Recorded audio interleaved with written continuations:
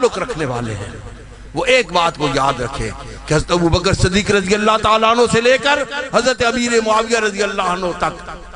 ذرا سی بھی بے ادبی کا تصور آپ کے اندر پیدا ہوا آپ رسول اللہ کے گستاخ ہو گئے، اسلام کے باغی ہو گئے۔ میرا شیخ مجدد الثانی رحمت اللہ علیہ جس کے دروازے پہ لاکھوں کروڑوں صوفیاء اصفیاء اولیاء جھکتے ہیں، جس سے فیض حاصل کرتے ہیں، جس نے اسلامی تاریخ کا دھارا بدلا، صوفیوں سے دھارا بدلا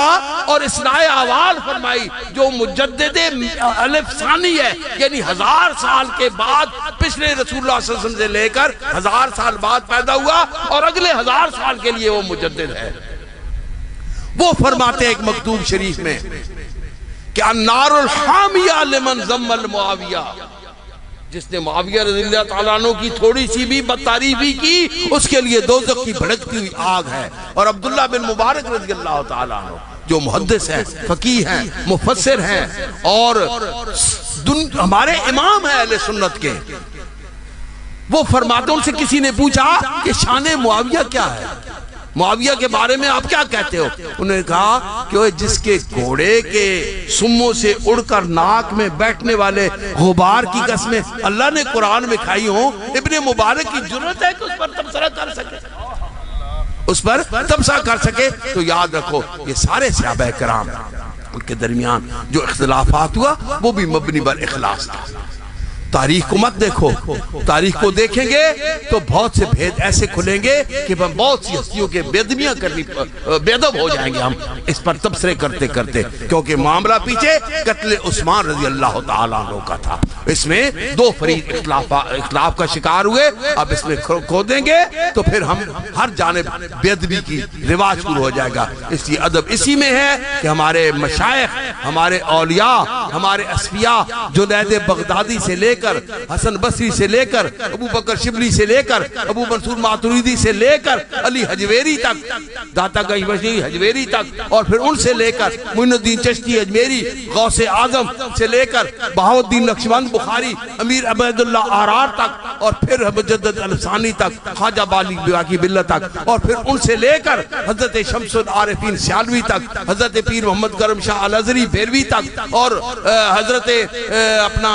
پیر امیر حزب اللہ جلال پور شریف تک، پیر نور محمد تیرائی تک، فقیر محمد چورائی تک، جتنے بھی ہمارے اصفیاء کا سلسلہ ہے نزدیک سے لے کر صحابہ کرام تک، سب نے حضرت ابو بکر صدیق کو افضل مانا صحابہ کرام سے، اور امیر معاویہ کے ادب کیا، احترام کیا، محبت کی، ادب کیا، کبھی بھی ان کی بے ادبی نہیں کی، کبھی بھی ان کی گستاخی نہیں کی۔ تو یاد رکھو جو سنیت کا روپ دھار کر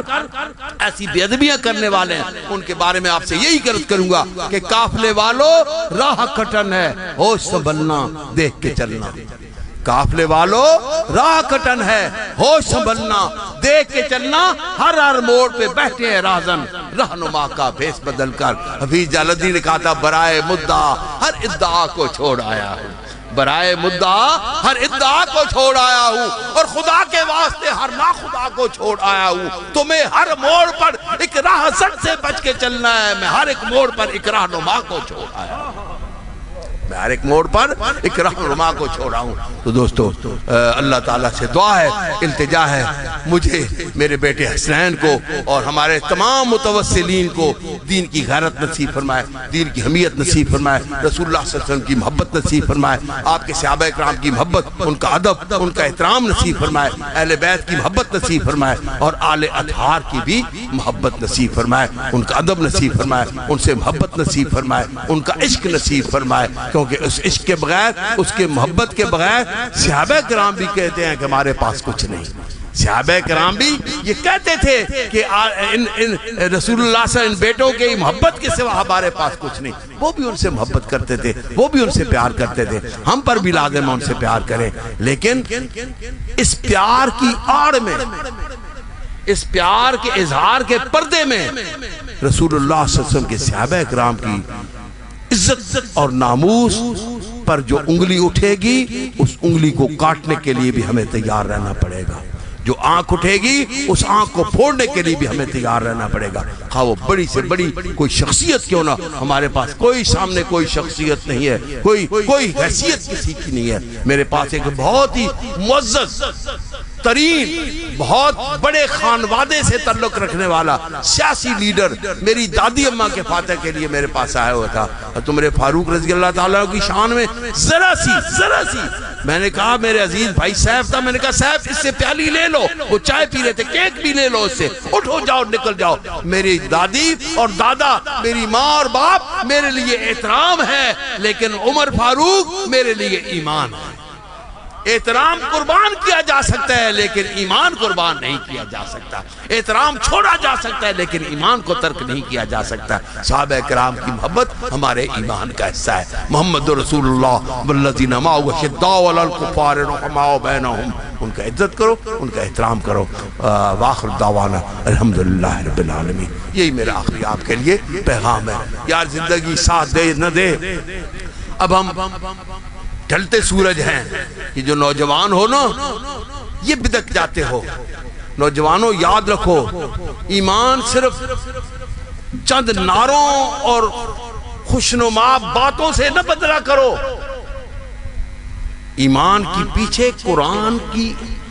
حقیقت ہو اور صاحب قرآن کا فرمان. صاحب قرآن کے فرمان کیا کہ عموماً یہ آج کے دور میں نا سوشل میڈیا پر جو حدیثیں چلتی رہتی ہیں کسی کی بھی تاریخ میں، ایک محقق کہتے ہیں کہ اہل بیت کی محبت آل اطہار، اہل بیت تو رسول ازواج مطہرات ہے نا، آل اطہار کی محبت اور امیر معاویہ رضی اللہ تعالیٰ کی محبت اور مذمت دونوں میں 90,000 جھوٹی روایات درج کی گئی ہیں. 90,000 جھوٹی روایات بنا کر پیش کی گئی ہیں. اگر میں آپ کا اب میں آپ کے سامنے اپریشن کروں، وقت کم ہے، تو آپ سنیں گے کہ ہمارے علماء جن حدیثوں کو بنیاد پر بنا کر گھنٹہ واعظ کرتے ہیں اور آپ سے نعرے لگواتے ہیں، ان کے بارے میں جب ہم دیکھتے ہیں تو لا اصل لہو لا سند لہو، پیچھے جب ہم جاتے ہیں کوئی سند نہیں، کوئی اصل نہیں ہے، بس پتہ نہیں کہاں سے بنا کے اور حدیث بنا کے آپ لوگوں کے سامنے پیش کر دیتے ہیں اور آپ سے نعرے لگوانے شروع کر دیتے ہیں. وہ بہت سی سینکڑوں کے حساب سے وہ حدیثیں پاک جب میری نظر سے گزری اور میں نے ان کی تحقیق کی تو سارے کے سارے پیچھے لا اصل لہو لا سند لہو، نہ اس کی کوئی سند ہے نہ کوئی اصل ہے، یہ حدیث ہے ہی نہیں، یہ حدیث ہے ہی نہیں. مثلا یہ حضرت ویسے کرنی رضی اللہ تعالیٰ عنہ کے ساتھ منسلک حدیث پاک ہے لا اصل لہو لا سند لہو. کیوں؟ امدت